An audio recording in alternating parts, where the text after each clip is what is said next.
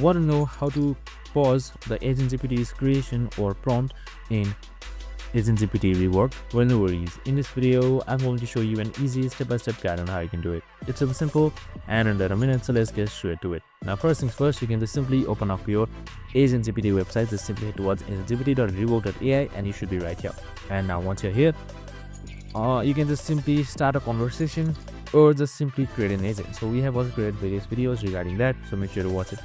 As you can see right here, it's starting to summarize for me, and I'm just going to type in anything.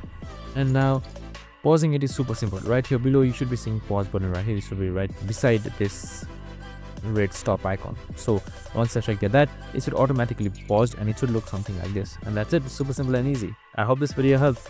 If it did, make sure to like, subscribe and tune in with us for more of these videos. See you in the next one.